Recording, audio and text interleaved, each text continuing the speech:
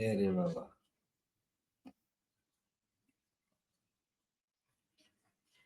আসসালামু আলাইকুম। রাতের মুক্ত আড্ডার এই বিশেষ পর্বে আপনাদের সবাইকে স্বাগত জানাচ্ছি। আমি মামুন খান। আজকের আলোচনা অত্যন্ত গুরুত্বপূর্ণ এবং সময় উপযোগী।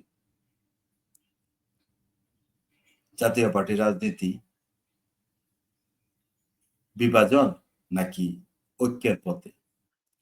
গত কয়েক মাস ধরে দলটিকে ঘিরে নানান মতভেদ, নেতৃত্বের প্রশ্ন, সংগঠন পুনর্গঠনের চাপ এবং ভবিষ্যৎ দিক নির্দেশনা নিয়ে রাজনৈতিক অঙ্গনে নতুন তৈরি হয়েছে। আজ আমরা দেখব এগুলো কি বিভাজনের ইঙ্গিত নাকি ঐক্যের নতুন সম্ভাবনা তৈরি হচ্ছে। আলোচনায় থাকবে আমাদের বিশেষ অতিথি, আর আপনারা কমেন্টে প্রশ্ন করতে পারবেন। চলুন শুরু করি আজকের রাতের মুক্ত আড্ডার 15তম পর্ব। আমাদের সাথে আজকে একজন নতুন অতিথি যুক্ত হয়েছে। উনি একজন হাফেজ মানুষ, হাফেজ আলামিন হুজুর, আমাদের গ্রামের কৃতি সন্তান। ওনাকে নিয়েও আজকে একটু ধর্মীয় বিষয় নিয়ে একটু আলোচনা করব। তো আমরা জাতীয় পার্টির সাথে সংশ্লিষ্ট যারা আছেন তারা যদি আমাদের অনুষ্ঠানটি দেখে থাকেন বা ইয়া করেন, তাহলে আমাদের সাথে আপনার কমেন্টসের মাধ্যমে আপনার মতামত জানাতে পারেন। আমাদের গতকালকের পর্বে আমরা আলোচনায় একটা জিনিস এনেছিলাম, নেতা নয় নীতি চাই। এই ধারণা কিভাবে বাস্তবায়ন এবং কার্যকর হতে পারে, এই নিয়ে আমরা কিছু আলোচনা করেছিলাম, কিছু ইয়া করেছিলাম। আসলেই বর্তমান প্রেক্ষাপটে আমরা যে অবস্থায় আছি, আমাদের অ্যাকচুয়ালি দরকার একজন সত্যিকার অর্থের নীতিবান ব্যক্তি, যাদের মাধ্যমে আমরা আমাদের যে কাঙ্ক্ষিত স্বপ্ন, সেই স্বপ্নগুলো আমরা আমাদের স্বপ্নগুলো বাস্তবায়িত হবে। তো আমাদের সাথে অতিথি হিসেবে যথারীতি আছেন আমাদের এনামুল ভাই, আছেন আমাদের আলামিন হুজুর। তো আপনাদেরকে স্বাগত আমাদের রাতের আড্ডা 15তম পর্বে। এনামুল ভাই, আপনি কেমন আছেন? আলহামদুলিল্লাহ, মামুন ভাই ভালো আছি। সবাইকে শুভরাত্রি, আসসালামু আলাইকুম ওয়া রাহমাতুল্লাহি ওয়া বারাকাতুহু। হুজুর সাহেব, আপনি কেমন আছেন? হাফেজ সাহেব। আল্লাহ আমাকে ভালো রাখছেন। আপনারা কেমন আছেন? আলহামদুলিল্লাহ, আল্লাহ জি অনেক ভালো আলহামদুলিল্লাহ, আছে। আমরা ভালো আছি।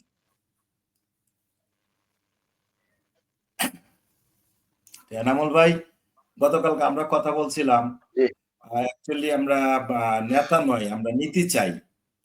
এই ধারণা কিভাবে বাস্তবে কার্যক্রম করা যায় বা কার্যক্রম হতে পারে, এই নিয়ে আমাদের কিছু আলোচনা ছিল গতকালকে। আর আজকের পর্বটা আমরা একটু জাতীয় পার্টিকে নিয়ে সাজানোর চেষ্টা করছি। আর হুজুর যেহেতু আমরা বোনাস হিসাবে পেয়েছি, হুজুর যেহেতু আমাদের সাথে যুক্ত আছে, এই হুজুরকে নিয়ে আমরা একটু কথা বলবো বর্তমান প্রেক্ষাপট নিয়ে, প্লাস আর ওই যে ধর্মীয় কিছু ব্যাপার আছে, ধর্মীয় কিছু অনুভূতি আছে, যেগুলো আসলেই আমরা করতে পারি না। এনামুল ভাই, আপনাদের মহাসচিব, আপনাদের দলের মহাসচিব বিভিন্ন বিভাগীয় সফর করছেন।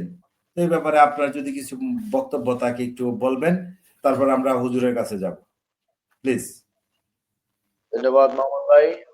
যারা আজকের এই অনুষ্ঠান দেখছেন বা যুক্ত আছেন, সবাইকে শুভরাত্রি, আসসালামু আলাইকুম ওয়া রাহমাতুল্লাহি ওয়া বারাকাতুহু। মামুন ভাই, মামুন ভাইকে ধন্যবাদ এই প্রশ্ন করার জন্য। গতকালকে আমাদের দিনাজপুরে প্রোগ্রাম ছিল, পাশাপাশি অঞ্চলে প্রোগ্রাম ছিল। মাননীয় মহাসচিব এনামুল ভাই, আপনার মোবাইলটা ডিস্টার্ব করতেছে, আপনার সাউন্ডটা ডিস্টার্ব হচ্ছে।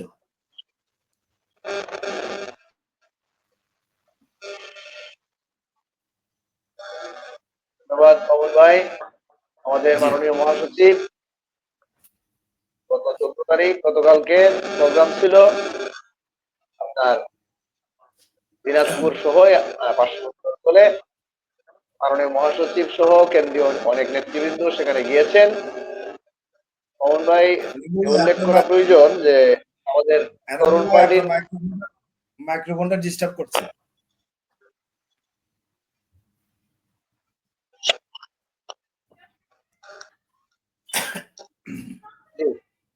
ঠিক আছে, হ্যাঁ এখন ঠিক আছে। ঠিক আছে, হ্যাঁ এবার ঠিক আছে, ধন্যবাদ বলেন। মামুন ভাই। এই মাননীয় মহাসচিবের প্রোগ্রাম ছিল দিনাজপুর, সেই প্রোগ্রামে আমাদের কেন্দ্রীয় অনেক নেতৃবৃন্দ গিয়েছেন। আমাদের সেখানে প্রোগ্রাম হওয়ার কথা, কর্মী সভা হওয়ার কথা।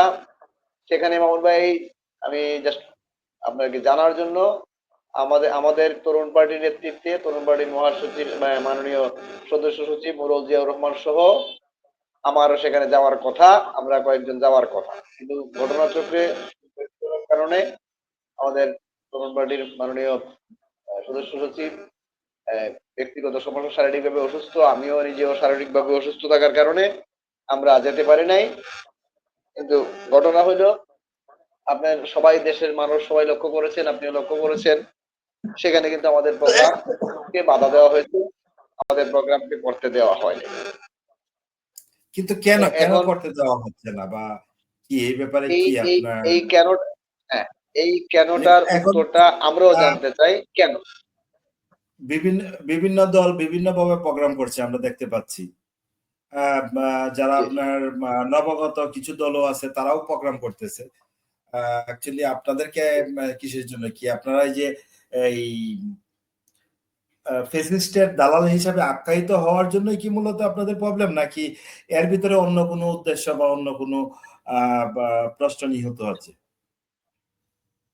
আমার কাছে যতটুকু মনে হইতেছে, এখানে ফ্যাসিস্টের সহযোগী হিসাবে কিন্তু শুধু জাতীয় পার্টি একাই ফ্যাসিস্টের সহযোগী তো না, ফ্যাসিস্টের সহযোগী বর্তমানের যারা ছাত্র নেতৃত্ব বা যারা এনসিপি সহ গণ অধিকার পরিষদ সবাই কিন্তু এই ফ্যাসিস্টের সহযোগী এবং ফ্যাসিস্টের সরাসরি ফ্যাসিস্ট কর্মকাণ্ডের সঙ্গে যুক্ত ছিলেন।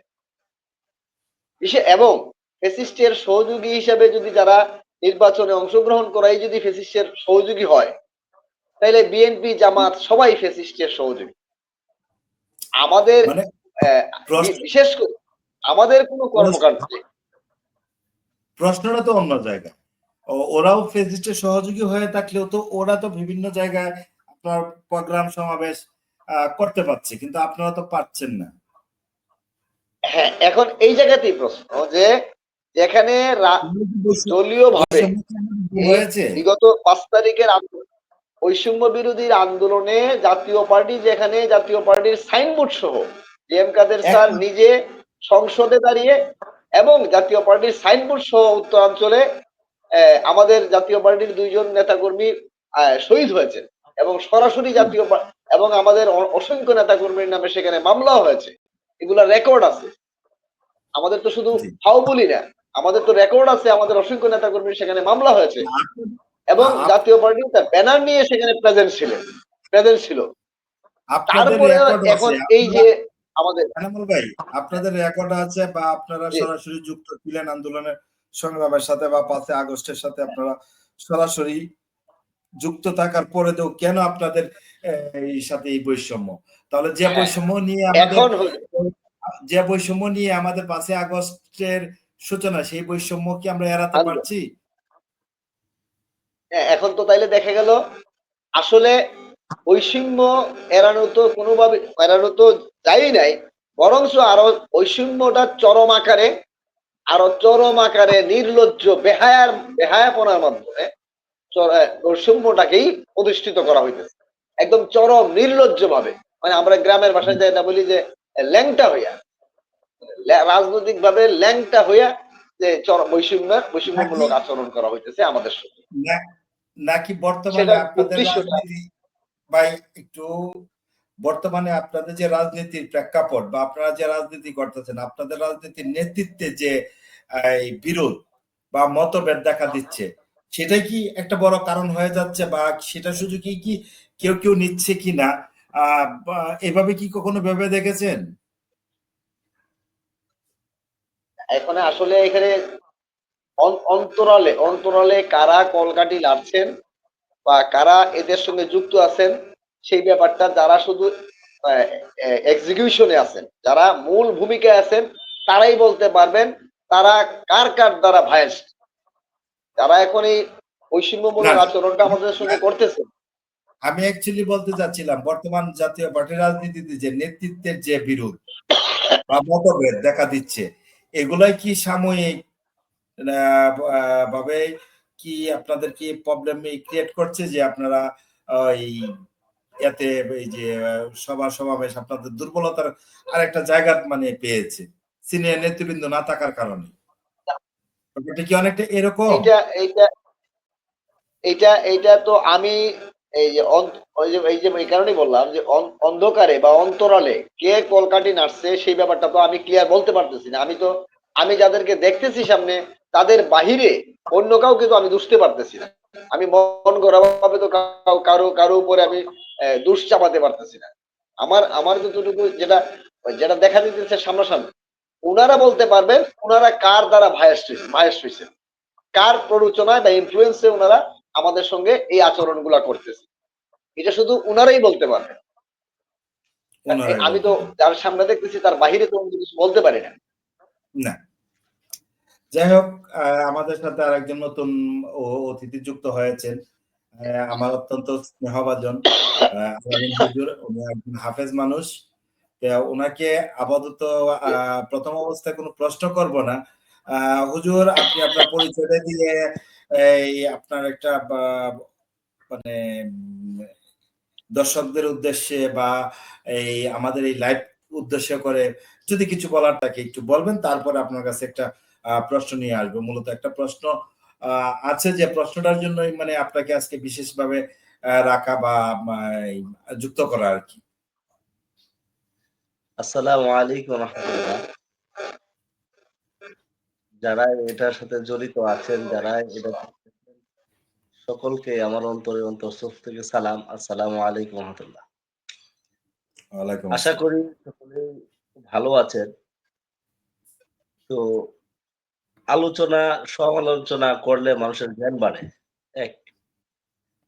দ্বিতীয়ত হইল, এখান থেকে অনেক শিক্ষণীয় বিষয় আছে।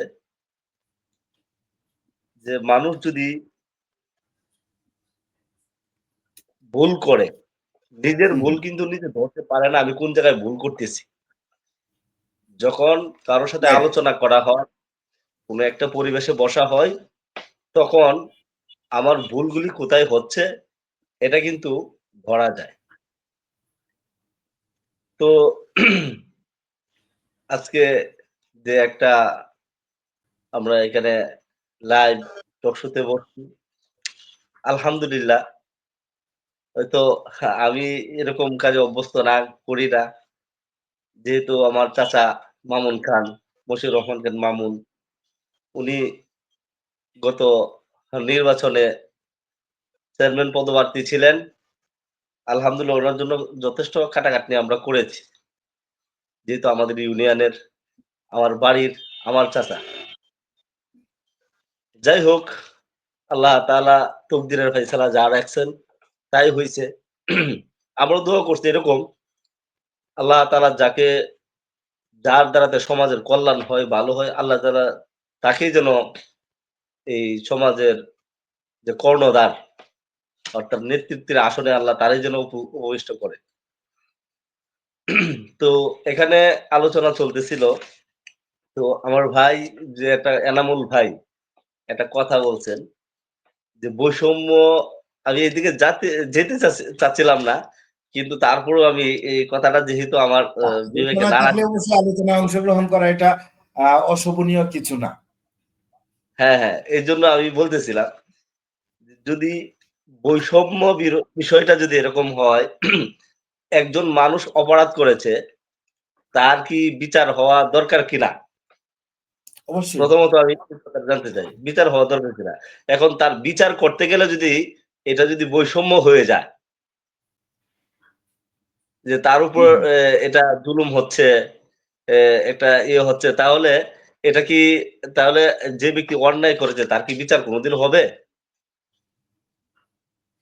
আমরা আশা করি না যে এরকম, যে যদি কোনো ব্যক্তি অন্যায় করেছে, তার যে অন্যায়টা করেছে সেই অন্যায়ের বিচার তার হতেই হবে। সেটা দেশে করুক, দেশের বাইরে করুক, যে কোনো জায়গায় করুক। আমরা সমাজের মধ্যে দেখি কিছু লোক যখন অন্যায় করে, অন্যায় করার আগে কিন্তু কিছু কারণ আছে। কারণ কি? সে এমনিতেই কিন্তু বড় হয়ে যায় না। প্রথমত অন্যায় করার সুযোগ দেয়। সে অন্যায় একটা করতেছে, তার সাথে যে থাকে সে যদি তাকে বাধা প্রদান করে যে ভাই এই কাজটা ভালো না, এই কাজটা যায়েন না। আমি বারবার যদি তাকে বুঝাই, বুঝানোর পরে সে যদি মানতে নারাজ হয়, হয়তো আমি তার থেকে সরে যাব। আমার উচিত তার থেকে সরে যাওয়া। তার থেকে সরে যাওয়া। যেহেতু হ্যাঁ, হ্যাঁ, আমি যেহেতু তাকে অন্যায় কাজ থেকে বাধা প্রদান করেও তাকে বিরত রাখতে পারতেছি না, সুতরাং তার সাথে থাকলে আমার অন্যায় আরো বেড়ে যাবে। তারও যা অন্যায় হবে আমারও এরকম অন্যায় হয়ে যাবে। আর আমার উচিত তাহলে কি করা? যে যেহেতু সে অন্যায় করতেছে, আমি তাকে বাধা প্রদান করতেছি কিন্তু সে মানতেছে না, আমাকে সরে যেতে হবে ওখান থেকে। তাহলে আমি মুক্ত পাবো। আর যদি আমি তার সাথে সহযোগিতা করি, কিংবা এরকম যে একজন ব্যক্তি অন্যায় করতেছে, আমি আরো তাকে সাথে, সাথে তাল দিলাম। যেটা গ্রামের ভাষায় তাল বলা হয়। তাল কি? হুম, হুম। না, আমার নেতৃত্ব যা করতেছে ভালো করতেছে। আমার চাচা যা করতেছে, এই গুড। করতেছে মূলত অন্যায়। কিন্তু তাকে বড় করলো কে? আমি করলাম। কিন্তু আমি এই বড় করে হইল কি? আমার এলাকার ক্ষতি হইল, আমার দেশের ক্ষতি হইল, সবকিছু হইল। লাস্ট পর্যন্ত এমন কিছু হইছে যেটা সারা বিশ্ব আজকে তাকায়া আছে। কিন্তু আজকে এত বড় হইছে কিভাবে? শুধু অন্যায়কে প্রতিহত না করার কারণে, অন্যায়কে অন্যায় না বলার কারণে। আর অন্যায়কে অন্যায় যদি বলতাম, তাহলে আজকে কিন্তু এত বড় হইতো না। কিন্তু হুজুর একটা কথা আছে, পাপকে ঘৃণা করো, পাপী কেন? এটা কোনো হাদিস না, এটা একটা উক্তি। উক্তি, হ্যাঁ। হ্যাঁ, উক্তি। তো পাপকে ঘৃণা করো, পাপীকে নয়। যে পাপ করছেন, ঠিক আছে? এখন যে পাপ করছে, সাজাকে পাপীকে দিবেন না পাপকে দিবেন? প্রশ্ন। আমি পাপ জি, করেছি, এনামুল ভাই, আমি হত্যা করেছি। হত্যার সাজাটা কি আমার হবে না আমার পাপের হবে? এনামুল ভাই, পাপীকে আপনি জি, শাস্তি দিবেন না পাপকে শাস্তি দিবেন? শাস্তির ব্যাপারটা কিন্তু একটু বিস্তারিত বলতে হয়। শাস্তি দেওয়া হয় মূলত যে তাকে শাস্তিটা দেওয়ার মূল উদ্দেশ্য থাকে না। আইন যে করা হয়, আইনের মূল থাকে তাকে একটা লোককে বাধ্য করা, ভালোভাবে চলা, ওই কাজটা থেকে বিরত রাখা। আর শাস্তি বলতে তাকে আটকিয়ে রাখা হয়, তাকে মূলত শুধরানোর জন্য তাকে আটকিয়ে রাখা হয়, যাতে ভবিষ্যতে কোনো কাজ করবে না, এবং তাকে শুধরানোর জন্য, তার ভুলটা বোঝানোর জন্য এই নির্দিষ্ট সময় তাকে আটকিয়ে রাখা হয়।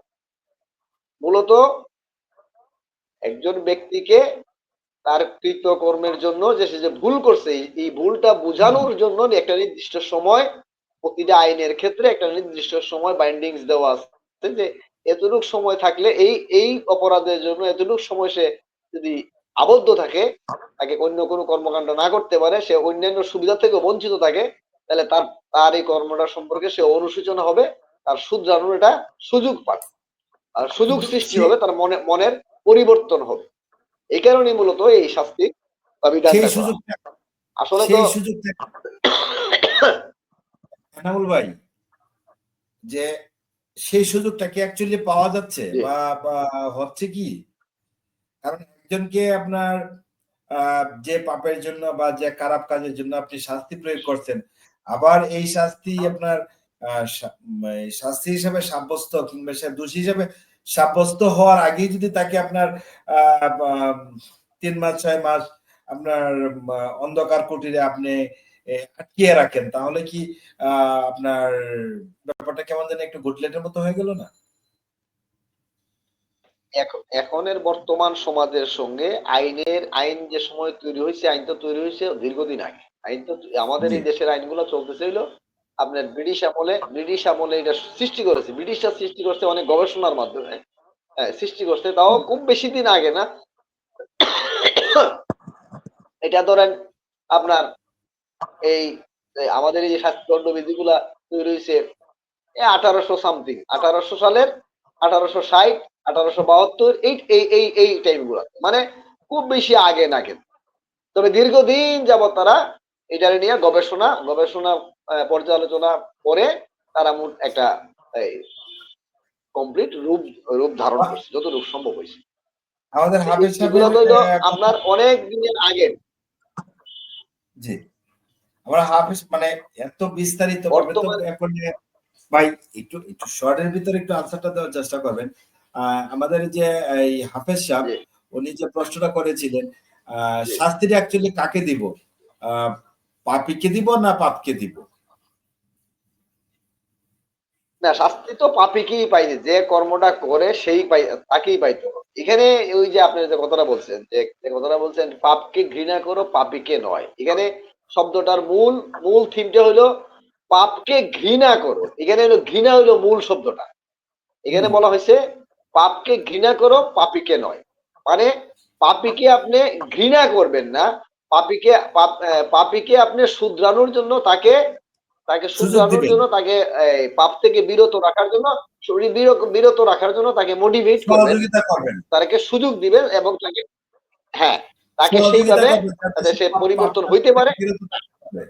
হ্যাঁ, তাকে ঘৃণার মধ্যে নয়, তাই আন্তরিকতার মধ্যে দিয়ে তাকে শুধরানোর চেষ্টা করা। আর পাপকে ঘৃণা করো, পাপ যে অরিজিনাল যে পাপ কাজটা, এই কাজটাকে ঘৃণা করো।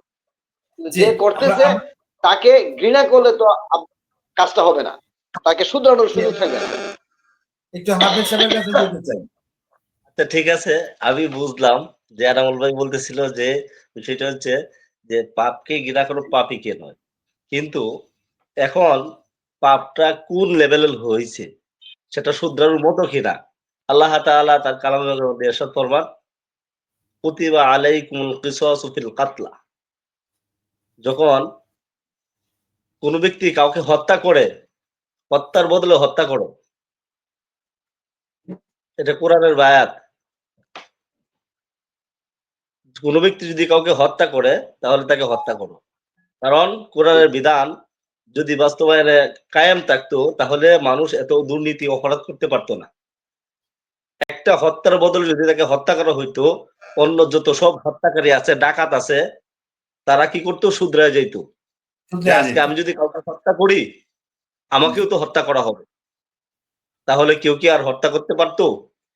জিনার বিধান হচ্ছে কোন ব্যক্তি যদি জিনা করে সে তো পাপী। সে হ্যাঁ, তো পাপী, জিনা করছে। তো জিনার বিধান হচ্ছে যে তাকে রজম করা। অর্থাৎ তাকে এ পর্যন্ত গায়রা, তারপরে তার সঙ্গে ছাড়, অর্থাৎ পাথর নিক্ষেপ করা। এরকম ভাবে তাকে হত্যা করা। এখন যদি আমাদের দেশে যদি এই আইনগুলি চলতো, তাহলে কেউ কি এই পাপ করতে সাহস পাইতো? এখন পাপের মধ্যে পার্থক্য আছে। কোন পাপটাকে আপনি তাকে সুযোগ দেওয়া যাবে? একটা পাপ করছে, এই পাপটার সুযোগ আছে। আর একটা পাপ করছে যে পাপটার সুযোগ নাই। কোরআনের বিধান, যদি কোনো ডাকাতি করে তাহলে ডান হাত এবং বাম পাও কাইটা দাও। এক সাইড থেকে অপর সাইড কেটে দাও। যদি চুরি করে তাহলে তার হাত কেটে দাও। তাহলে এই যে বিধানগুলি আছে কোরআনের বিধান, এই কোরআনের বিধানগুলি যদি বাস্তবায়ন, যে আইন, খালি আইন আমরা বলি আইন। কারণ আইনটা যদি আসলে কোরআনের বিধান অনুযায়ী হইতো, তাহলে আজকে কিন্তু এই সমাজের মধ্যে এই অপরাধগুলি থাকতো না। কিন্তু মানব রচিত আইন করার কারণে দেখা গেল আইনের ফাঁকে দিয়ে মানুষ চলেই যায়, পাপীরা চলেই যায়। আসলে যে এটা কোন পর্যায়ের পাপ হইছে? একটা হচ্ছে এরকম একটা পাপ যেটা ক্ষমার যোগ্য, তাকে সুযোগ দেওয়া যায়, তাকে সুযোগ দেওয়া। কিন্তু সে এমন পাপ করছে যে পাপটা যদি সুযোগ দেওয়া হয়, আরো ৩ জনে দেখা তার থেকে শিক্ষা হাসিল করবে, যেটা করলে তো নাথিং, কিছুই হয় না, মানুষ তো এমনি মাফ করে দেয়। সমাজ তো এমনিই কিছু বলে না, মাফ করে দেয়, যার ফলে এটার বিস্তার প্রভাব আরো বাড়ছে। এই বাড়ার কারণেই আজকে এই দেশের মধ্যে এত ফেসিস্ট, এত কিছু আমরা দেখতে পাইতেছি। আর যদি মূলত এটার সাথে সাথে বিচার হইতো, যেমন এনামুল ভাই তো অ্যাডভোকেট, আলহামদুলিল্লাহ। আমরা যে দেখি একটা বিচারের আওতায় একটা অন্যায় করছে, বিচারটা 1 সপ্তাহের ভিতরে শেষ হয়ে যাক, ফায়সালা হয়ে যাক। কিন্তু এই বিচারটা ফায়সালা করতে করতে বছরকে বছর, বছরকে বছর চলে যাচ্ছে। তাহলে এই ফাঁকেতে তো আরো অন্যায় করার সুযোগ পাইয়া দিতেছে। আর আমরা এনামুল ভাই, যারা আছি, এনামুল ভাই, এই যে একটা ব্যাপার, যে জি ব্যাপারটা আপনার একটা বিচার যত দ্রুত মানে শেষ করার একটা সুযোগ থাকে, তাকে শুধরানোর এবং তাকে সুবিধাজনক একটা অবস্থানের জন্য, আর দীর্ঘদিন যখন আপনার একটা বিষয়কে আপনার পেন্ডিং করে ঝুলিয়ে রাখা হয়, তখন কি আসলে এখানে আইনের সুশাসন প্রতিষ্ঠিত হয়, নাকি আইনের সুশাসন প্রতিষ্ঠিত হওয়ার জন্যই এই যে আপনার এই দিনের পর দিন, মাসের পর মাস, বছরকে বছর আপনার একটা মানে জিনিস, আইনের নাকি এটা বিচারের আসলে একটা দীর্ঘসূত্রিতা, উকিলদের উকিলদের একটা এটা মানে একটা সুযোগ করে দেওয়ার একটা সুযোগ? এখানে এখানে মামুন ভাই, হ্যাঁ ধন্যবাদ মামুন ভাই, এবং হুজুরকেও ধন্যবাদ, খুব সুন্দর একটা পয়েন্ট আনছেন। এখানে একটা গুরুত্বপূর্ণ বাংলাদেশের আইনের ক্ষেত্রে, আমি এর আগে মামুন ভাই বলছিলাম যে যুগোপযোগী করা হইতেছে না বা করার উদ্যোগ নেওয়া হইতেছে না। এই যে বিচার প্রক্রিয়ার, অতীতের বিচার প্রক্রিয়াটাই আমরা এখনো চালু রাখছি।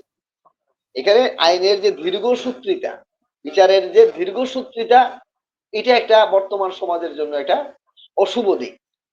আর হুজুর যে কথাটা বলছেন যে হত্যার ক্ষেত্রে হত্যা, বাংলাদেশের আইনে কিন্তু হত্যার বদলে হত্যাই আছে, হত্যার বদলে তার মৃত্যুদণ্ডই বহাল আছে।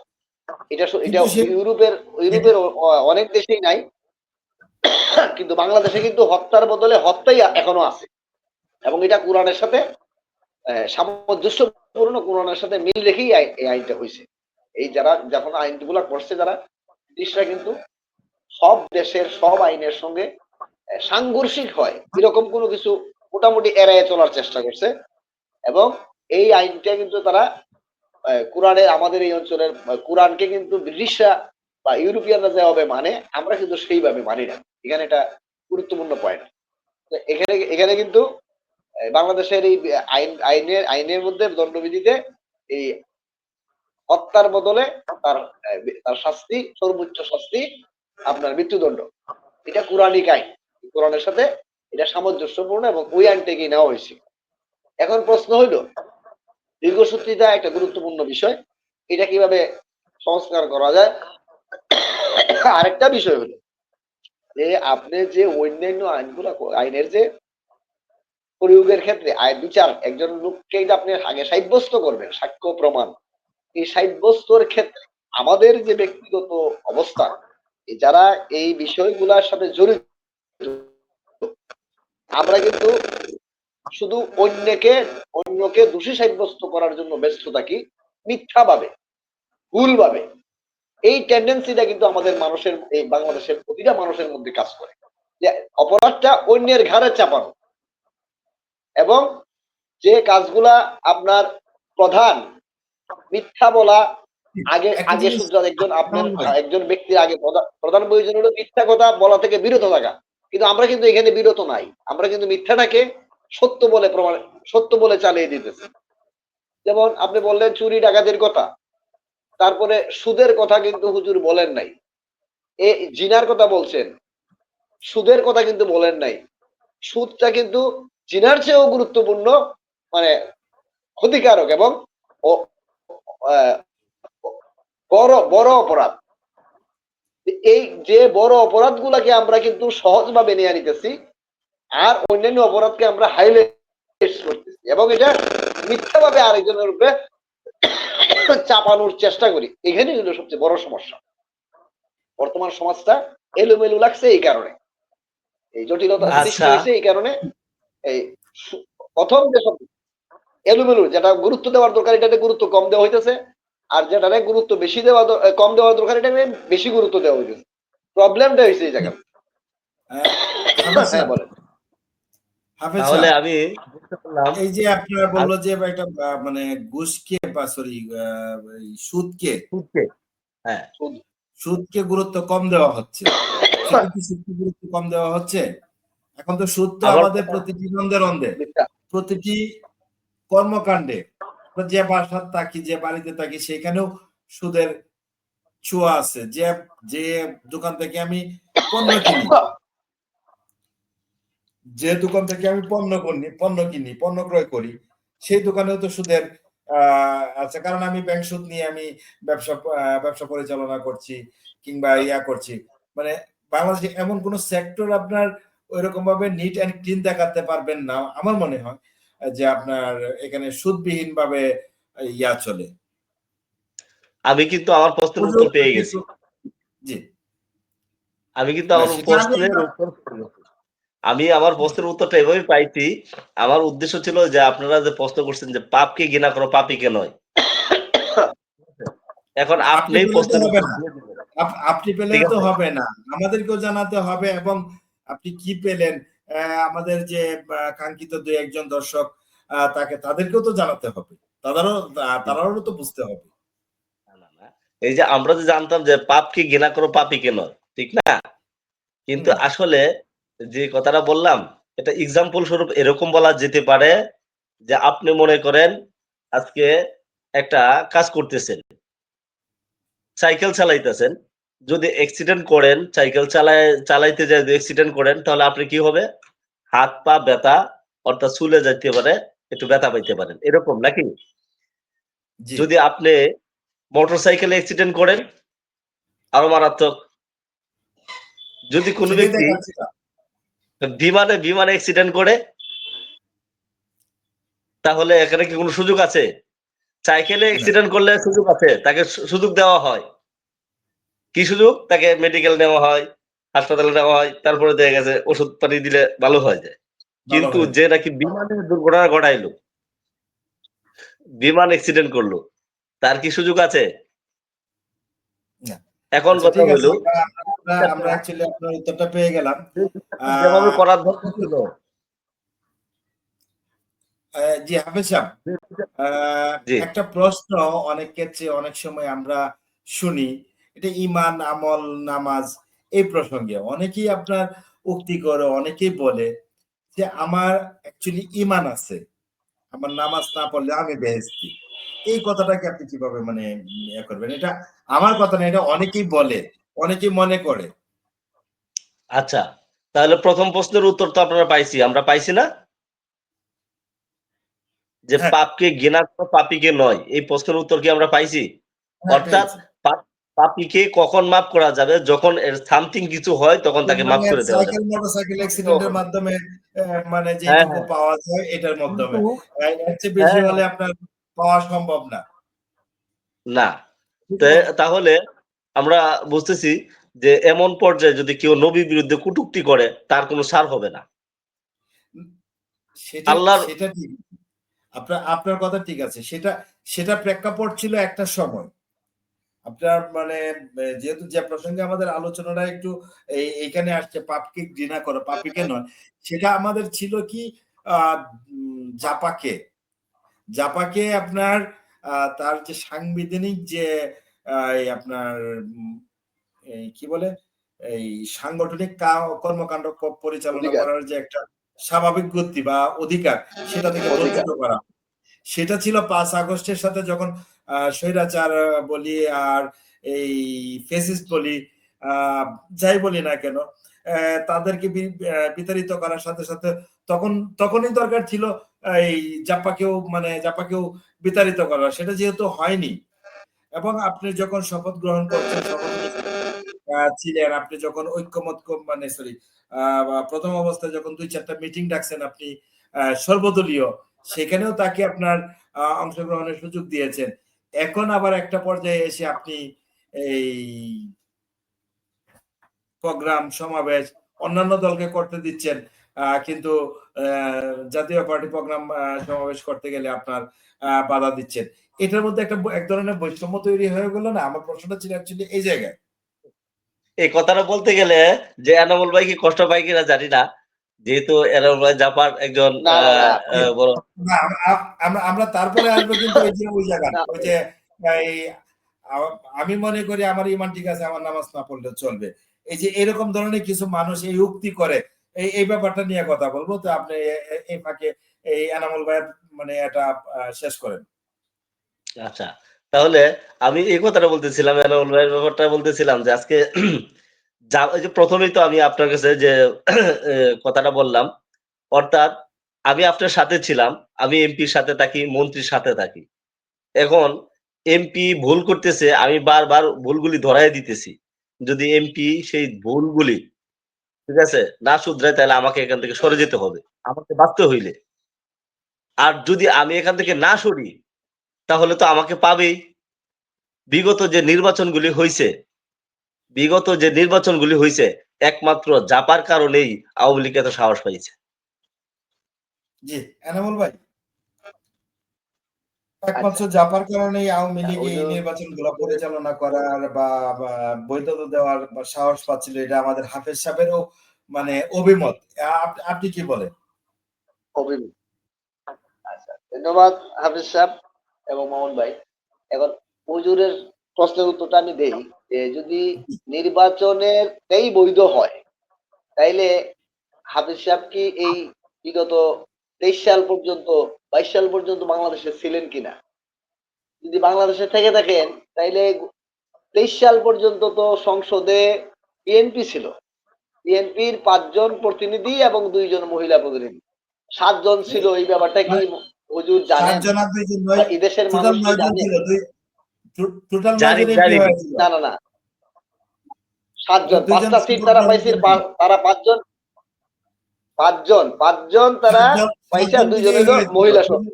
মহিলা মহিলা 7 জন মহিলা বিজয়ী 2 জন হয়েছিল, 7 জন। শপথ গ্রহণ করেনি। হ্যাঁ মোট 7 জন। হ্যাঁ মোট 7 জন তারা এই 23 সাল পর্যন্ত 22 সালের শেষ নাগাদ মানে 23 সাল পর্যন্ত তারা সংসদে ছিল। গোলাপবাগের সমাবেশের দিন ওনারা পদত্যাগ করেছেন। বাকি সেই কথা এই জানি। দীর্ঘ সময় এই 16 বছর ওনারা কিন্তু সরকারের সকল সুযোগ সুবিধা ভোগ করছেন। এই বিষয়টা যদি আমরা নির্বাচনে যাওয়ার কারণে যদি অপরাধী হই আমাদের কোনো সমস্যা নাই, শুধুমাত্র নির্বাচনে যাওয়াটাই যদি অপরাধ হয় তাইলে বিএনপি জামাত কেন অপরাধী নয়? এই প্রশ্নটা হইল আমার আপনার কাছে। আচ্ছা, আচ্ছা ঠিক আছে। আমি বলতেছি। বিষয়টা হলো যে আমরা একটা দলের মধ্যে, আমরা গ্রামের মধ্যে দেখি একজন চেয়ারম্যান। এই চেয়ারম্যানের সাথে দেখা গেল যে অনেক লোকই থাকে। ঠিক না? কিন্তু ওখানে থেকেও কিন্তু তারা কিছু প্রতিবাদ করে। যারা প্রতিবাদ করে তারা কিন্তু মুক্তি পেয়ে যায়। আর যারা প্রতিবাদ করে না তারাই কিন্তু ফাইসা যায়। আর এই যে বিরোধী দলের কথা বলতেছেন, যারা বিরোধী দল ছিল তারা তো সবসময় প্রতিবাদ করেই গেছেন। আমি বিরোধী দল বিরোধী কে দলের ছিল? ব্যাপারে আপনি কি এরকম না। দলিতা? বিরোধী দল কিন্তু তার এই যে আপনি ইয়ার কথা বিএনপির কথা বলতেছেন, না, বিএনপির কথা বলতেছেন, এরা তো সংসদে ছিল। সুতরাং বিএনপি তো ওরা বিরোধী দল ছিল না। তখন তো বিএনপি বিরোধী দল ছিল না, তখন তো জাপা ও, বিরোধী দল ছিল। কিন্তু ওই যে এই বিরোধী বিরোধী দল ছিল দল বলতে চাপা।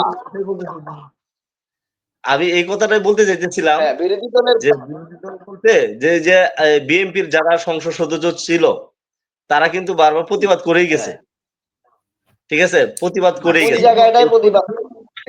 সেই প্রতিবাদ বিএনপি যতটুকু করছে তার চেয়ে বেশি আমরা দেখেছি জাপার বেশি তো চেয়ারম্যান এবং জাতীয় পার্টি করে। মহোদয় ওনারা আরো বেশি মানে সোচ্চার ছিল এই বিগত ফ্যাসিস্ট সরকারের কর্মকাণ্ডকে নিয়ে। এখানে বিশেষ একটা করে কথা হ্যাঁ বলতে গেলে বিশেষ করে এই যে ছাত্রদের আন্দোলন, তাদের ফুটবলের অভাব থাকার কারণে এই আন্দোলনে তো বিএনপি সরাসরি সমর্থন দেয় নাই। হ্যাঁ এই ছাত্রদের এই আন্দোলনে বৈষম্য বিরোধী আন্দোলন তো বিএনপি সরাসরি সমর্থন দেয় নাই। এটা তো মির্জা ফখরুল ইসলাম আলমগীর সাহেবের ভিডিও ভাইরাল আছে। উনি ডাইরেক্ট বলছেন যে আমরা এই আন্দোলনের সাথে সরাসরি সম্পৃক্ত নই। এই ভিডিওটা ভাইরাল হয়েছে, হুজুর দেখেছেন কিনা? বা এই দেশের মানুষ তো হ্যাঁ জানে। দেখেছি শোনেন, যারা রাজনীতিবিদ হ্যাঁ, যারা কিন্তু রাজনীতিবিদ বর্তমানে আমাদের রাজনীতির চেয়ারম্যান কিন্তু এরকম হয়ে সংসদে গেছে, দাঁড়ায় এখনো কোনো সমর্থন। যারা রাজনীতিবিদ বর্তমানে রাজনীতিবিদরা এরকম হয়ে গেছে, এখন কথা বলে একটা, পরে বলে আর একটা। আপনি বললেন না যে সত্য কথা বলার লোক নাই, সত্য কথা বললে না, তো আজকে তার স্থান থাকে না ওই জায়গায়। কিন্তু সেটার সে জন্য যে আমরা কথাটা আমাদের আসলে সে যে অ্যাকচুয়ালি কথা এটা বলছিল সেটা হলো সত্য বলছিল, কিন্তু আমরা সত্য নেতা বললে নয়, কি নীতি হবে? চাই। হ্যাঁ, হ্যাঁ, আমাদের মানে বয়সটা নেতা নয়, নীতি চাই। হ্যাঁ। এই ধারণা কিভাবে বাস্তবায়ন করতে হ্যাঁ, পারবো বা কার্যকর করতে পারবো, এই আলোচনার একটা মানে টপিক হতে পারে আমাদের। আচ্ছা, এটা অন্য সময় নেক্সটে। কিন্তু ওই যে আপনি যে কথাটা আগে যাই এর হোক, আগে আমরা একটা যে প্রশ্ন আরেকটা করছিলাম। প্রশ্ন যে ছিল যে আমার ইমান ঠিক আছে, হ্যাঁ, আমি ভালো চরিত্রের মানুষ, আমার নামাজ না পড়লেও আমার চলবে, এই উক্তি অনেকেই করে, অনেকের কাছ থেকেই নানান সময় নানান ভাবে আসে বা শুনতে পাই। তো এই ব্যাপারে হুজুর এবং আমার যে অ্যাডভোকেট সাহেব, এই হুজুরের সাথে আপনার এটার উত্তরটা চাইবো, আর মূল্যায়নটা চাইবো আপনার এর কাছ থেকে, এনামুল ভাইয়ের কাছ থেকে। আচ্ছা। তো আল্লাহর হাবিব সাল্লাল্লাহু আলাইহি ওয়াসাল্লাম ইরশাদ ফরমান, ক্বালা রাসূলুল্লাহ সাল্লাল্লাহু আলাইহি ওয়াসাল্লাম, বুনিয়াল ইসলামু আলা খামসিন শাহাদাতি আল্লা ইলাহা ইল্লাল্লাহ ওয়া আন্না মুহাম্মাদান আবদুহু ওয়া রাসূলুহু ওয়া ইকামিস সালাহ ওয়া ইতাইজ যাকাতি ওয়াল হজ্জি ওয়া সাওমি রমাযান। অর্থাৎ ইসলাম ৫ টা স্তম্ভের উপর প্রতিষ্ঠিত। প্রথমটা হইল শাহাদাতি আল্লাহ ইলাহা ইল্লাল্লাহ ওয়া আন্না মুহাম্মাদান আবদুহু ওয়া রাসূলুহু। আল্লাহ ছাড়া কোনো মাবুদ নাই, হযরত মুহাম্মদ সাল্লাল্লাহু আলাইহি ওয়াসাল্লাম আল্লাহর রাসূল। এই কথাটা বলার দ্বারাই আমি ইসলামে প্রবেশ করলাম। এই কথাটা বলার দ্বারা কি করলাম? আমি ইসলামে প্রবেশ করলাম। এর দ্বারাতে আমার ঈমান কিন্তু পাকাপোক্ত হয় নাই।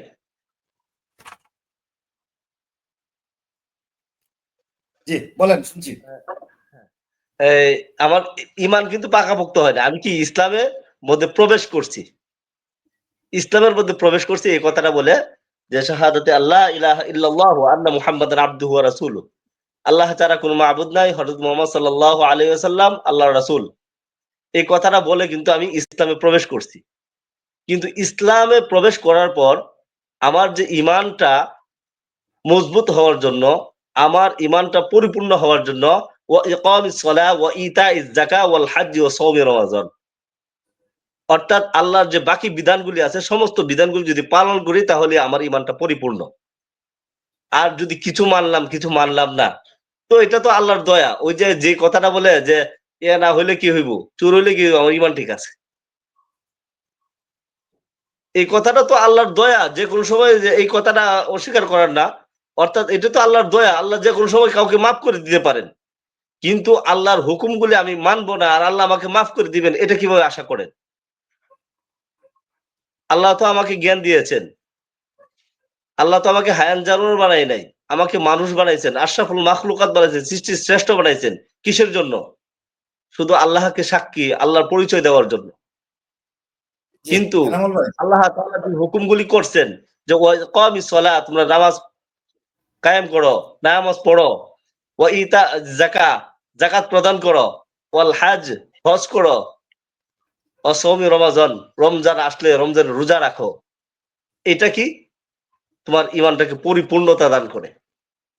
এখন কোন ব্যক্তি যদি খালি বলে যে আমি তো আশহাদু আল্লা ইলাহা ইল্লাল্লাহ ওয়া আন্না মুহাম্মাদান আবদুহু ওয়া রাসূলুহু, এই কথা বলে আমি ঈমান আমার পরিপূর্ণ হয়ে গেছে, তাহলে আসলে বোঝা গেছে ওই লোকটার আকল কম, জ্ঞান কম। এই লোকটার আকল কম, জ্ঞান কম।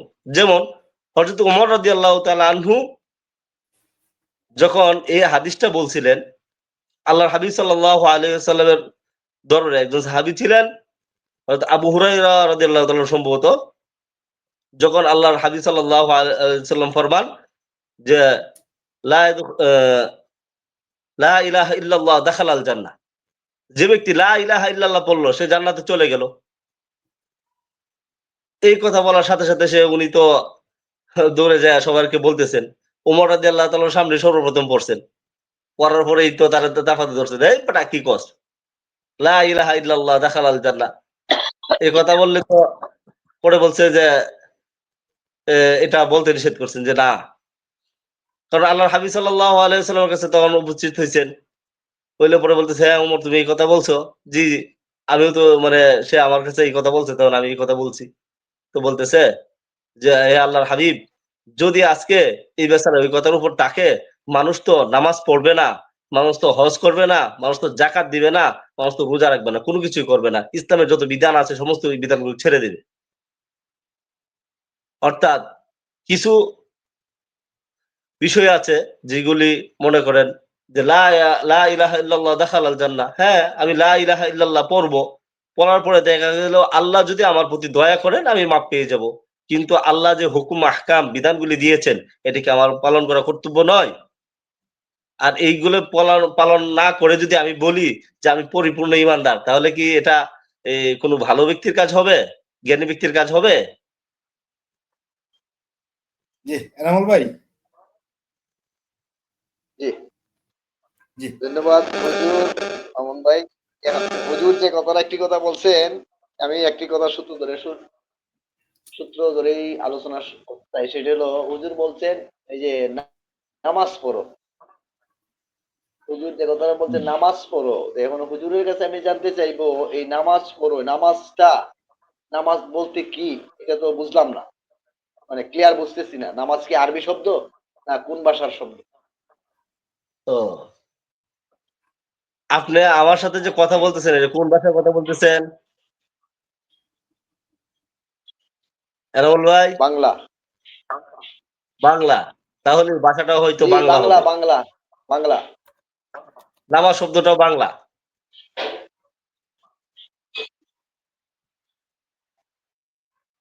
তাইলে নামাজ বলতে কি এই জিনিসটা বুঝলাম না। তাইলে বাংলা আরবিতে কি নামাজ এই নামাজ বলা হয়েছে? আর কোরআন তো আরবি ওই ভাষা। যে আরবিতে বলছে ওই যে কমিস সলা। সৌদি আরবে তো আরবি ভাষা। আরবি ভাষায় কি হ্যাঁ, নামাজ বলা হয়েছে? তা আচ্ছা আপনি আপনি আপনি আমার সাথে কথা বলতেছেন কোন ভাষায়? হ্যাঁ, আমরা তো আপনার সাথে বাংলা আমি ভাষায় কোন বলি। ভাষায় কথা বলতেছি? বুঝার ক্ষেত্রে তো হ্যাঁ, আমার বাংলায় সাথে এমনও বলতেছি। ব্যক্তি আছে বাংলায় তো বুঝার আমরা চেষ্টা এখানে করতেছি। কথা কারণ আমরা বলতেছি তো আর সব ভাষা জানি না। আমরা এখানে কথা বলতেছি এমনও ব্যক্তি আছে যে সলাৎ বলতে সলাৎ জিনিসটা কি বুঝবেই না। আছে না? আমাদের আছে। হ্যাঁ? জি, আছে অনেক আমি মানুষ আমি গ্রামের অনেক মানুষ সলাৎ কি সলাৎ জিনিসটা বুঝবেই না। এখন তাদের সামনে কি বলতে হবে? তাদের সামনে নামাজি বলতে হবে। যেহেতু আমরা বাংলা ভাষাভাষী। না, আর নামাজ বললে সবাই না, চিনবে, সবাই কারণ অন্য ভাষাটা যারা কম জানি, তো আমরা যারা অন্য ভাষাটা কম জানি, ওইটার জি। অর্থটা তো আমরা সঠিকভাবে জানি না। হ্যাঁ, না গ্রামে না শিক্ষিত অনেকে আমরা তো জানি না।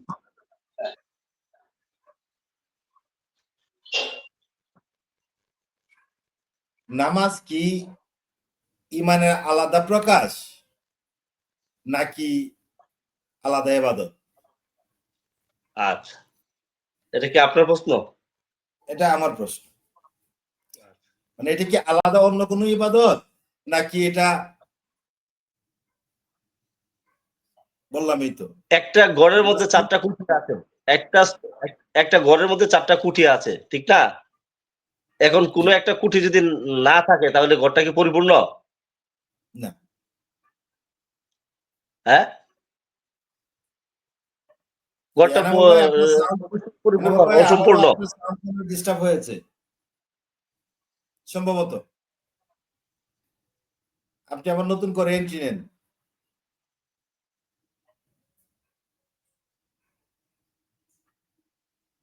আমার ফোনে চার্জ কম ৪% আছে, ৩% আছে। ঠিক আছে, আপনাকে ছেড়ে দিব, আপনাকে খুব একটা রাখবো না, ইনশাল্লাহ। আমি জানি না। জানলে তো আগে থাকতে একটু প্রস্তুতি নিয়ে নিতাম। না, এটা তো হঠাৎ করে মানে,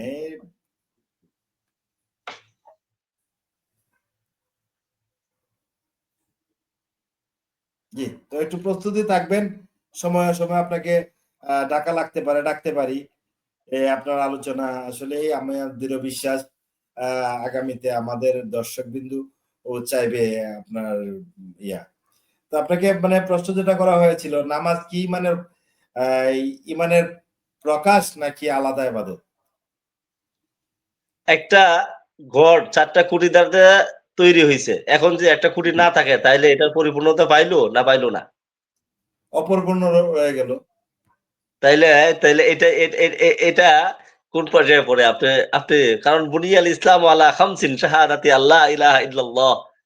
আল্লাহ তাআলা প্রথম ভিত্তিতে বলছেন যে লা ইলাহা ইল্লাল্লাহ, এটা বলার দ্বারাতে তুমি ইসলামে প্রবেশ করলা। ইসলামে গ্রহণ মানে ইসলামের ভিতরে ঢুকলা। কিন্তু ইসলামকে পরিপূর্ণভাবে যদি তুমি সাজাইতে পারো, তুমি যদি মাইনে নিতে পারো, তাহলে এই যে ইসলাম শব্দের অর্থ হইছে শান্তি, শান্তিটা তখন পাইবা। আর তুমি একটা মানলা না, একটা ধরলা, আরেকটা ধরলা না, একটা ছাইড়া দিলা, তাইলে এর ভিতরে শান্তি পাইবা কই? সাহাবা আজমাইন রাদিয়াল্লাহু তাআলা আনহু তো এই ইসলামের মধ্যে শান্তি পাইছেন। অলিয়া উলিয়া একরাম তো এটার মধ্যে শান্তি পাইছেন। এখনো বর্তমানে যারা বুজুর্গের দিন আছেন তারা এটার মধ্যে শান্তি পায়। আর আমরা পাই না কেন? আমরা পরিপূর্ণভাবে কোনো কিছু আদায় করি না। আমরা আরো চাই কি ইসলামের মধ্যে ভুলগুলি ধরা যায় কিভাবে? মানে বিতর্কে কিভাবে জড়ানো যায়। বিতর্কে কিভাবে জড়ানো যায়। কিন্তু আমি কিভাবে টপের লেভেলে উঠবো? আমি একটা বিতর্ক করলেই তো আমি টপে উঠতেছি। কিন্তু না। বিতর্ক করলে টপ লেভেলে ওঠা যায় না। কেউ যদি নিয়মিত নামাজ না পড়ে কিন্তু ভালো কাজ করে, সে কি সত্যিকারের ইমানদার? কেউ নিয়মিত নামাজ পড়ে না আচ্ছা। কিন্তু ভালো কাজ করে। একটা হিন্দু ব্যক্তি দেখেন দান করতেছে, খয়রাত করতেছে, সমস্ত কিছু মানুষের সুসেবা সেবা যা আছে সবকিছু করতেছে। এটার জন্য কি তাকে বেনিফিট দেওয়া হবে না আল্লাহর পক্ষ থেকে? ভালো কাজের বেনিফিট তো অবশ্যই পাবে। অবশ্যই পাবে। কোথায় পাবে? সে পরকালে না দুনিয়াতে পেয়ে যাবে। পরকাল পাবে না। যেমন আল্লাহ তাআলার বিধানগুলো যদি মানো, তুমি মানতে চাও তাহলে পরিপূর্ণভাবে মানো। আল্লাহ তাআলা দুনিয়াও দিয়ে দিবে, পরকালও দিয়ে দিবে। আর যদি তুমি কিছু মানো না তাহলে হবে না। হুজুর যে কথাটা কইতেছেন এই আপনার কথাই বোঝায় যে আপনি বলে কিছু মানেন না, মানবে যে আপনি যদি কোন জায়গা থেকে মানবে? আপনি যদি ভুল শুরু করেন, আমি যদি একজনকে ভুল বলি, যে ভুলটা যদি সে মানে তাইলে কি এটার থেকে কোনো ভালো কোনো রেজাল্ট আসবে? এখন জি, আপনাকে প্রশ্ন, আপনি তো একটু আগে বলছেন যে আমাদের হ্যাঁ বলেন। এনামুল ভাই আপনাকে প্রশ্ন, যে ব্যক্তি স্বর্ণকার, হ্যাঁ বলেন। স্বর্ণ চিনে, আপনি একটা চেন নিয়ে গেছেন স্বর্ণকারের কাছে। এখন এটা স্বর্ণকারের কাছে নিয়ে যাওয়ার পরেই সে বলতে পারবে এটা ভালো স্বর্ণ, কত ক্যারেট স্বর্ণ, 22 ক্যারেট না 19 ক্যারেট না 21 ক্যারেট না 18 ক্যারেট, বলতে পারবে কিনা? পারার কথা, পারবে। হ্যাঁ উনি আমার মতো আর যদি উনি আমার মতো মৌলবীর কাছে নিয়ে উনি আসেন, তো হ্যাঁ আমার মতো মৌলবীর কাছে নিয়ে আসেন, নিয়ে আসলে কি আমি বলতে পারবো এটা 22 ক্যারেট না 19 ক্যারেট 18 ক্যারেট? ওই যেরকম বলতে পারবো না। আমি স্বর্ণকার বলতে ছাড়া এটা পারবো না। বুঝবে না। কেন বলতে পারবো না? এই বিষয়ে আমার আমরা তো বোকা। পারদর্শিতা নাই। ইসলামের ভুল ধরতে গেলে যদি কোনো আলেমের ভুল ধরতে হয় তাহলে একজন আলেম লাগবে। আমরা সাধারণ একটু ওই যে ফেসবুকে, ইউটিউবে একটু দেখি, দেখে একটু সমালোচনা শুনি আর আলেমের ভুল ধরা শুরু করি। তাহলে আমরা পূর্ণতা পাবো কোথা আলেম থেকে? যে আলেম যে সঠিক কথাটা পাবো আলেম কোথা হইলে থেকে? তো আর উনি ভুল করবেন না। এখন না, না, এটা আলেম ভুল। যে উনি তো ভুল কথাটা যে আলেম বলবেন না ভুল যদি করবে উনি না। আলেম হয়ে কারণ আলেম তো ভুল এই বলবেন। মানুষ এই এই এই কথা এই কথা এখন ভুল সত্য করবে আমাদের ভাই, না তা দেশের আলেম বলছে না। ভুল বলবে না, কিন্তু যাচাই করা তো আপনার দায়িত্ব এবং কর্তব্য। আলেম এখন কথাটা হইলো এই জায়গাটা আমরা কিন্তু বাংলাদেশের যে শিক্ষিত সমাজ যেমন আমরার যে অবস্থা আমাদের জি, বাংলাদেশের যে শিক্ষিত সমাজ আমাদের সংবিধানের আমি কিন্তু এর আগে একটা আলোচনায় বলছিলাম এই আলোচনায় আমার অনেক লেখায়ও বলছি আমি যে আমাদের বাংলাদেশের সংবিধানটা যারা প্রণয়ন করছেন তারা তো আর কম এই লেখাপড়া কম জানা লোক না আমার মতন লোক না তো এরা তো আমার না, না, থেকে না, আমি প্যারা তো দুই মনে করতেছিল উপরে উপরে ডুবিয়ে গেল যারা প্রণয়ন করছে যারা এনামুল ভাই, সংবিধানটা বানাইছে তারা তো অনেক এনামুল ভাই, হ্যাঁ তারা এখানে আমি একটা যে আমার আমার মোবাইলে 1% চার্জ আছে, চলে যাবে হয়তো বন্ধ হয়ে যাবে। এর জন্য আমি লাস্ট কথাটা বলতে চাই। বেশি জানলে কিন্তু জানতে জানতে জানোয়ার হয়ে যায় মানুষ, জানতে জানতে কিন্তু জানোয়ার হয়ে যায়। এটা কি আপনি বিশ্বাস করেন? এখন আমি তো বুঝতেছি না, এটা আপনারা ভালো জানবেন। আমার তো ছোট জ্ঞান, আমার তো আর এত বেশি জ্ঞান নাই। না আমি না না যেটা না, আপনি বুঝবেন না কেন? স্বাভাবিক আপনি বুঝবেন না সাধারণ কেন? জ্ঞান, সাধারণ জ্ঞান, সাধারণ জ্ঞানের মধ্যে কিছু যতটুকু মানুষ দেখা আছে, যাইতেছে দেখি তার। এই যে যেমন নাস্তিক কাকে বলে? নাস্তিক কাকে বলে? নাস্তিক ওই ব্যক্তিকে বলে যে নাকি বলতেছে যে আমি যা দেখি তাই বিশ্বাস করি, আর যা দেখি না তা বিশ্বাস করি না। অর্থাৎ আল্লাহকে দেখা যায় না, সে আল্লাহকে বিশ্বাস করে না। অর্থাৎ হ্যাঁ, জানতে জানতে এমন কিছু জানছে যে এত শিক্ষিত হইছে, যা দেখবো তাই বিশ্বাস করবো, আর যা দেখতো না তা বিশ্বাস করবে না। ঠিক আছে? এখন তার অবস্থা হইছে এরকম যে আল্লাহকে দেখে না, সে আল্লাহকে বিশ্বাস করে না। তাহলে সে জানতে জানতে কি হইলো? জানোয়ার হইলো না? হ্যাঁ, হইতে পারে। এইগুলো হইতে মানুষও তো এক প্রকার জানোয়ারই প্রাণী। মানুষ তো এক প্রকার প্রাণী, জানোয়ারের মতো নয়।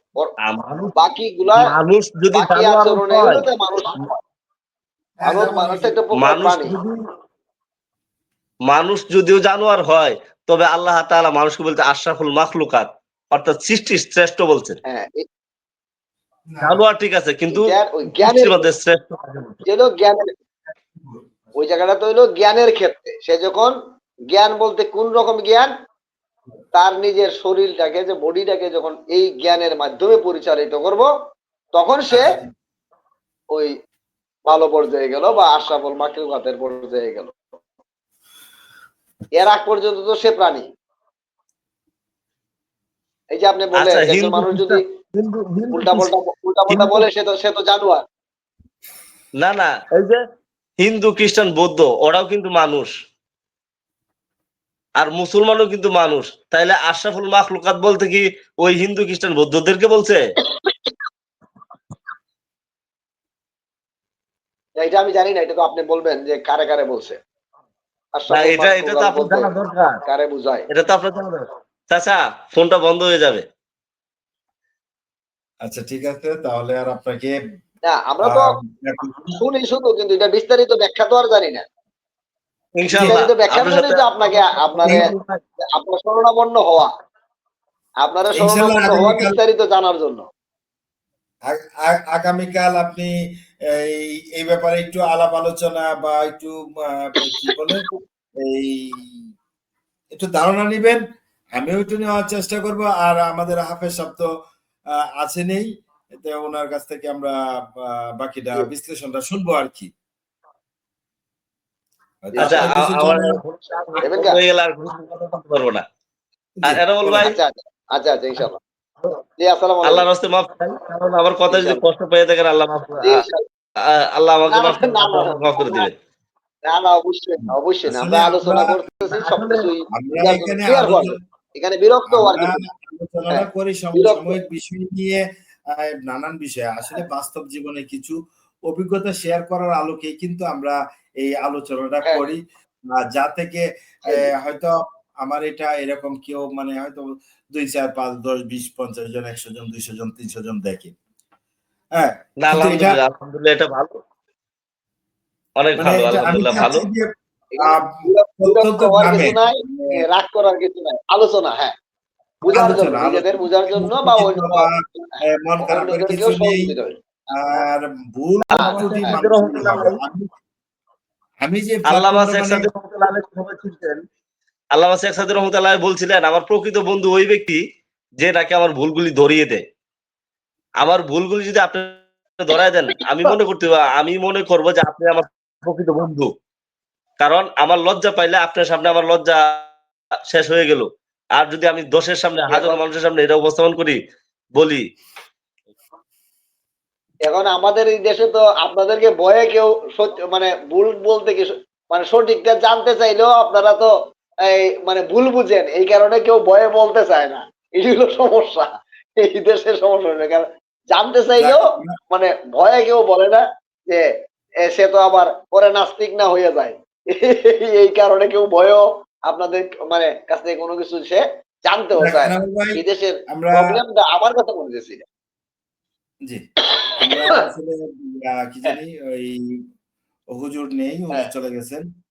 তো আমরা কথাটা ইনশাআল্লাহ। বেশি দীর্ঘায়িত করব না, শর্ট করে দিব।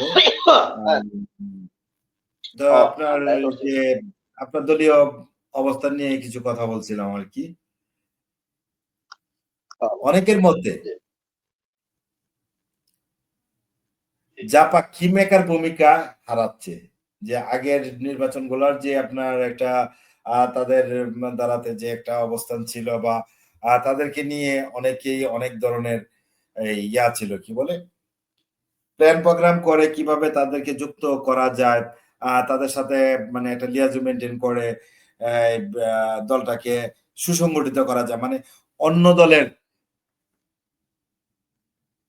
ক্ষমতা অর্জনের যে সিঁড়িটা, সেটা জাপাকে পাশে নিয়ে করতে চাওয়ার যে মন মানসিকতা, মনস্তান্ত্রিক যে একটা গেম, সেটা কি কোনো ভাবে বা কোনো কারণে এটা থেকে আস্তে, আস্তে কমে যাচ্ছে নাকি জাতীয় পার্টি নিজেই আ আ আগামীতে ক্ষমতা যাওয়ার প্ল্যাটফর্ম তৈরি করছে?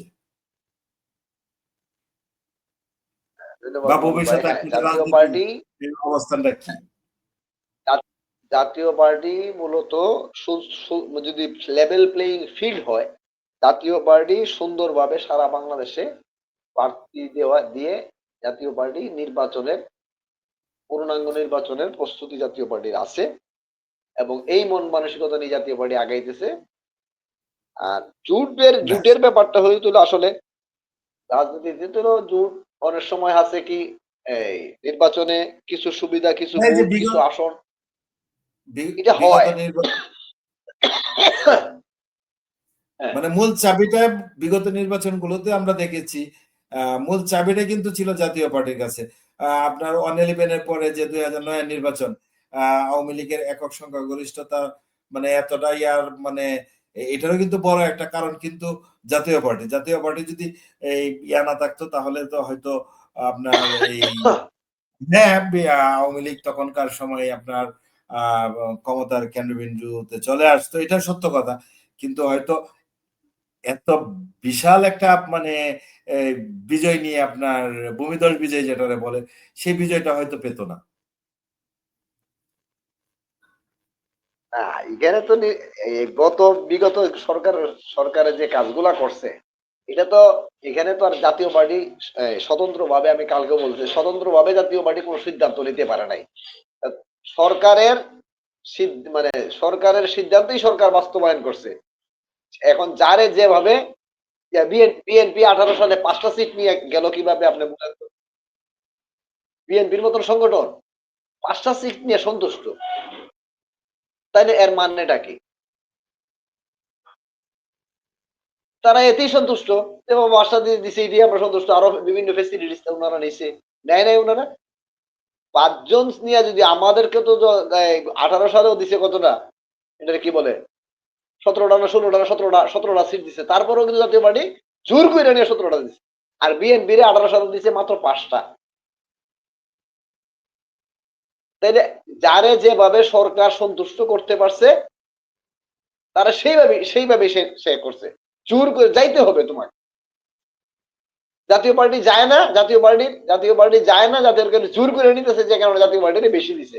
আর না, বিএনপি না সরাসরি চলে গেছে, আমি উইলিংলি চলে গেছে, যে কারণে থোড়ায় অল্পতেই দিয়া সন্তুষ্ট করে দিছে। আমি বাস্তবতা আমি আমি বাস্তবতা আমি এইটা। 2009 এর যে আপনার এই জোটের কথা বলছি। 2009 নির্বাচনে যে জাতীয় পার্টি এবং আপনার একটা জোট হলো। জোটগতভাবে নির্বাচন হলো। আমি সেটার কথা বলছি। হ্যাঁ,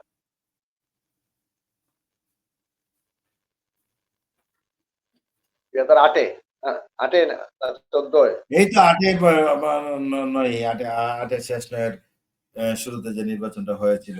ফখরুদ্দিন মঈনুদ্দিন সরকার আমলে যে নির্বাচনটা হয়েছিল। সেই নির্বাচনে তো যে আওয়ামী লীগ, আ জাতীয় পার্টি সহ আ ২০ দলীয় মহাজোট কি মহাজোট।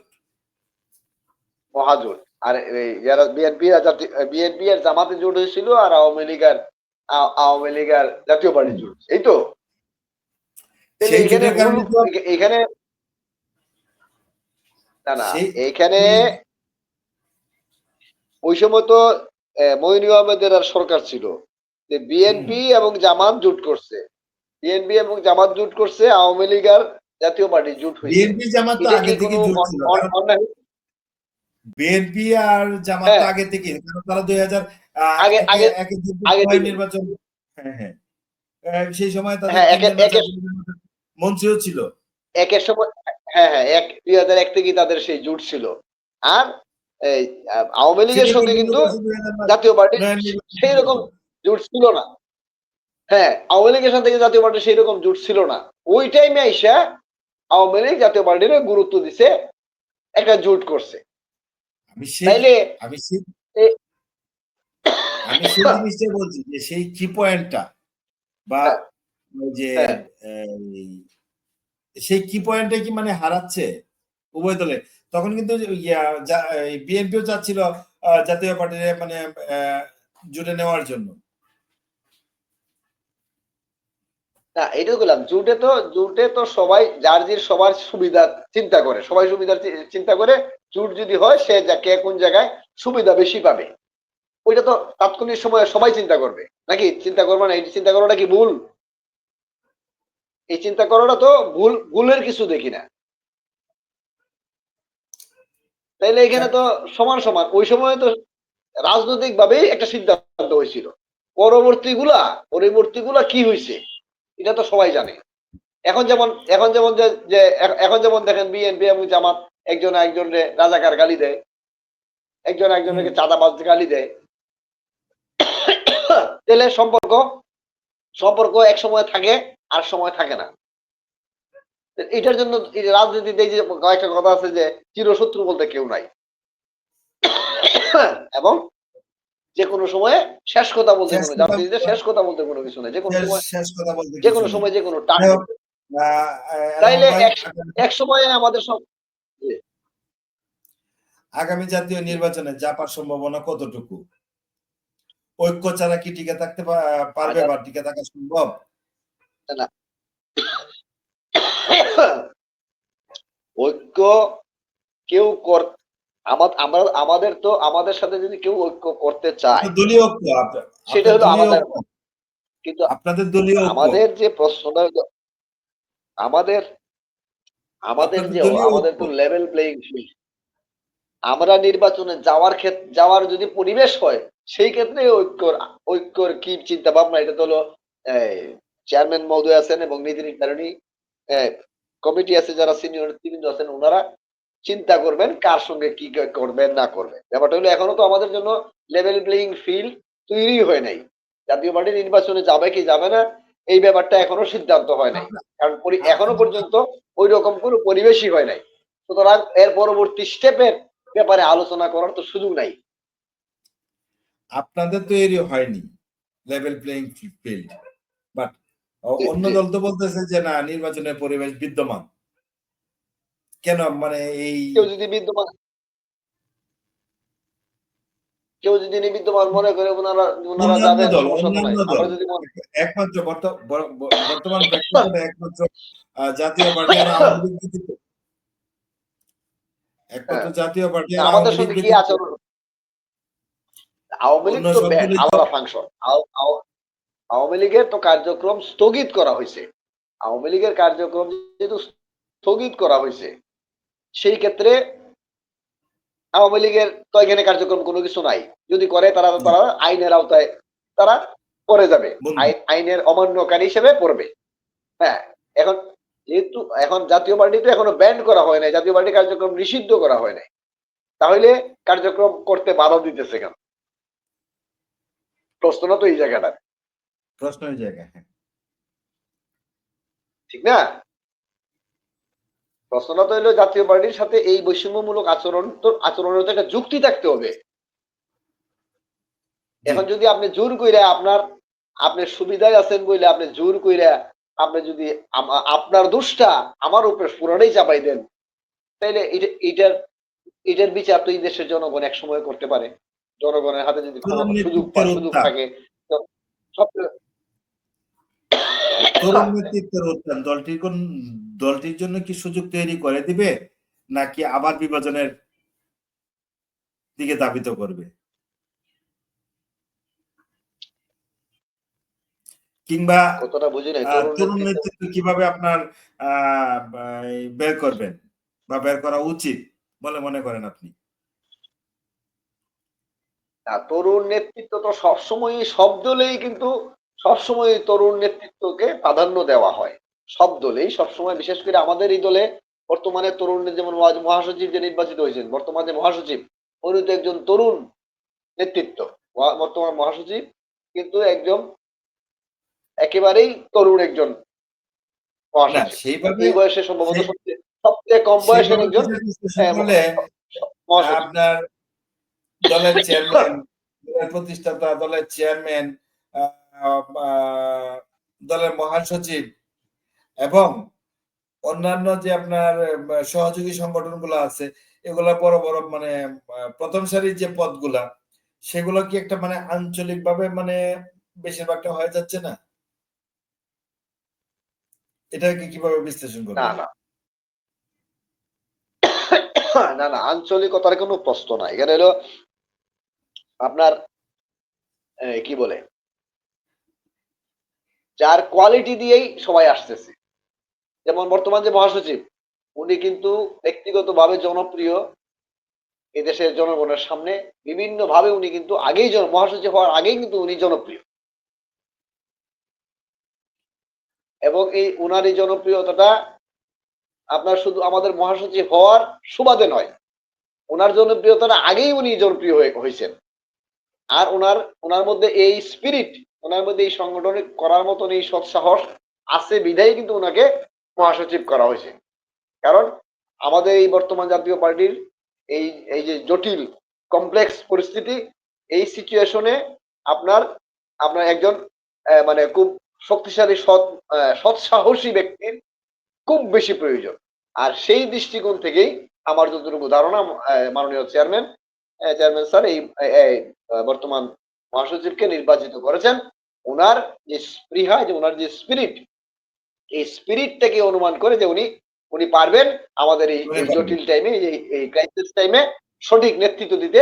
এবং ওনার সেই শ্রম এবং এই মন মানসিকতা, এই মনোবল ওনার আছে, দৃঢ়তা আছে। সেই উদ্দেশ্যে কিন্তু, সেই দৃষ্টিকোণ থেকে উনি ওনাকে মহাসচিব নির্বাচিত করেছেন। আমরা আপাতত যতটুকু দেখতেছি আমাদের চোখের সামনে, মনে হইতেছে যে না, ঠিক আছে, ওনার সিলেকশনটা সঠিক হইতে পারে। কারণ উনি কিন্তু সংগঠনকে সর্বোচ্চ চেষ্টা করতেছেন। ভালো হতো না চেয়ারম্যানের একক সিদ্ধান্ত না এসে যদি কাউন্সিলের মাধ্যমে হতো? না না, এখানে যে আমাদের যে গঠনতান্ত্রিক যে নিয়মগুলো আছে, গঠনতান্ত্রিক রুল গুলা মেনটেন করি করা হয়, রুল গুলা মেনটেন করি করা হয়েছে। এগুলা কোনো সময় ফাইনালি সবাই যদি সব দলেই কিন্তু, আপনার দোষ বলতেছেন আমাদের দলের কথা, সব দলে আওয়ামী লীগও কিন্তু এর আগে সব কাউন্সিলই বলা হয়েছে জননেত্রী শেখ হাসিনা যা সিদ্ধান্ত দেবেন এটাই ফাইনাল। সবাই কাউন্সিলররা মতামত দেওয়া যায়, ভার দেওয়া যায়। এই বিএনপির ক্ষেত্রে সব মতামত দেওয়া হয় কিন্তু, যে আমাদের মাননীয় ভারপ্রাপ্ত চেয়ারম্যান যা সিদ্ধান্ত দিবে আমরা ওনার কাছে ভার দিয়ে দিলাম। তো ওনার কাছে ভার দেওয়ার পরে উনি যে সিদ্ধান্ত দিবে, তারপরে যদি আবার এটা বিতর্ক করেন, তাহলে এটা তো কোনো নিয়মের মধ্যে পড়ে না, এটা তো স্ববিরোধিতা। এটা কি দলীয় গঠনতন্ত্র ও ক্ষমতার বন্টন নিয়ে যে টানাপোড়েন দেখা যাচ্ছে বা দেখা দিয়েছে, এর মূল কারণটা কি? না, এখানে এখানে সম্পূর্ণভাবে ওনারা যাই যা কিছুই বলেন, ওনারা জেনে শুনে অপব্যাখ্যা করেন। এটা এখন ওই যে বিরোধিতা করা, অপব্যাখ্যা করা। যাক এনামুল ভাই, প্রায় নিয়মের মাধ্যমে হইতেছে, কোনো সমস্যা। 1 ঘন্টা 1 ঘন্টার উপরে আমরা অলরেডি কথা বলছি। আজকে আর লাইভটা দিকে তো করবো না, একটু শারীরিকভাবে অসুস্থ। আপনাকেও মানে বিদায় দিব। সেই সাথে আগামীকাল আরেকটু আর্লি কিভাবে মানে যুক্ত হওয়া যায় এবং ধর্মীয় কিছু সাইট নিয়ে আপনি একটু পড়ালেখা বা একটু ইয়ে করে আইসেন, ওই ব্যাপারে আমরা একটু কথাবার্তা বলবো, যেহেতু আমাদের আলেম বা হাফেজ সাহেব আগামীকালকে সময় দিবেন। হাফেজ সাহেবকে নিয়ে আমরা 10টার ভিতরে চেষ্টা করব যুক্ত হওয়ার জন্য। আপনি একটু ইয়ে করেন আর আমি ইয়ে করবো। জি। তো আপনার কিছু বক্তব্য থাকলে, যদি আপনার না, কিছু এটাই বক্তব্য সবাইকে থাকে, শেষ বক্তব্য, তো আপনি বলেন, আমরা আসলে আজকে লাইভটি শেষ করে দিব। সবার জি, কাছে শুভরাত্রি, যারা আজকে এই অনুষ্ঠান দেখছেন, শুনছেন বা আমাদের এই অনুষ্ঠানের সঙ্গে যুক্ত আছেন বা দেখছেন, শুনছেন, সবাইকে, মামুন ভাই সহ সবাইকে শুভরাত্রি। আমি সবার কাছে দোয়া চাই এবং সবার বিবেককে জাগ্রত করার জন্য বিশেষ শুভরাত্রি। আসসালামু আলাইকুম ওয়া রাহমাতুল্লাহি ওয়া জি, বারাকাতুহু। ওয়ালাইকুম আসসালাম। ধন্যবাদ মামুন ভাই, ধন্যবাদ। জি, ভাই। জি, আসসালামু আলাইকুম দর্শক বিন্দু বা প্রিয় শুভাকাঙ্ক্ষী যারা আছেন, তাদেরকে আন্তরিক শুভেচ্ছা ও অভিনন্দন। আজকে রাতের মুক্ত আড্ডায় আমরা জাতীয় পার্টির বর্তমান রাজনৈতিক অবস্থা নিয়ে আলোচনা করার চেষ্টা করেছি। সেই সাথে ইমান, আমল, আকীদা নিয়েও কিছু কথা হয়েছে। রাজনীতিতে কখনোই স্থায়ী সংকট নয়, সম্ভাবনাই শেষ কথা। আমাদের অতিথিদের মূল্যবান মতামত এবং আলোচনা, সমালোচনা, পর্যালোচনার মাধ্যমে, যুক্তিতর্কের মাধ্যমে আমাদের প্রতিদিন এই লাইভ অনুষ্ঠান চলে। আপনারাও যুক্ত হতে চাইলে আমাদের সাথে যোগাযোগ করতে পারেন। আমরা চেষ্টা করব আপনাকে যুক্ত করার জন্য। আপনি কি বিষয়ে কথা বলতে চান সেটাও আমাদেরকে একটু অবগত করবেন, এবং আপনার কোনো অভিজ্ঞতা যদি শেয়ার করতে চান আমাদের মাঝে, আমাদেরকে দিয়ে যদি আপনার অভিজ্ঞতাটা আপনার প্রিয় কোনো লোকের কাছে পৌঁছাতে চান, সেটাও পারবেন। তো সকলকে আন্তরিক ও শুভেচ্ছা, ধন্যবাদ। আগামী পর্বে আগামীকাল আমরা যুক্ত হওয়ার চেষ্টা করব, মেবি 10টার ভিতরে, কারণ অনেক রাত্র হয়ে যায়। অনুষ্ঠান শেষ করতে করতে শুরু করতে একটু, যেহেতু মানে আমরা প্রত্যেকেই মানে নানান কাজে ব্যস্ত, সেই ব্যস্ততার ফাঁকেই আমাদের এই আড্ডাটা চলে। এই আড্ডা কন্টিনিউ করতে করতে দেখা যায় রাত্রে 1:30, 2টা, 3টা বেজে যায়। তখন আসলে ইয়া থাকে না, যার কারণে আমরা 10টার দিকে চেষ্টা করব যুক্ত হওয়ার জন্য। আপনারাও যারা আছেন, যদি যুক্ত হতে চান 10টার দিকে আমার সাথে যুক্ত হবেন। আর আমরা তো, আপনারা জানেন, আমরা যে তার নেট সারা বাংলাদেশে ডেলিভারি দিয়ে থাকি। আপনার যদি যে তার নেটের প্রয়োজন পড়ে, যে তার নেট সম্পর্কে আপনি জানতে চান, তাহলে আমাদের সাথে যোগাযোগ করতে পারেন আমাদের স্ক্রিনে দেওয়া নাম্বারে। সকাল 9টা থেকে রাত্রের 11টা পর্যন্ত আপনাদের জন্য উন্মুক্ত। এর ভিতরে যে কোনো সময় আপনি ফোন করে আপনার কাঙ্ক্ষিত পণ্য সম্পর্কে জেনে নিতে পারেন। তো আপনারা ভালো থাকবেন, সুস্থ থাকবেন, সুন্দর থাকবেন, নিজের সন্তানের দিকে খেয়াল রাখবেন, সচেতন থাকবেন, সচেতন ভাবে তাদের দিকে টেক কেয়ার এর চেষ্টা করবেন, এই আশা প্রত্যাশা ব্যক্ত করে আগামী পর্বে যুক্ত হয়ে আমাদের লাইভটি কন্টিনিউ করার জন্য আমন্ত্রণ জানিয়ে আজকের মতো আমাদের লাইভটি এখানে শেষ করলাম। আল্লাহ হাফিজ, আসসালামু আলাইকুম।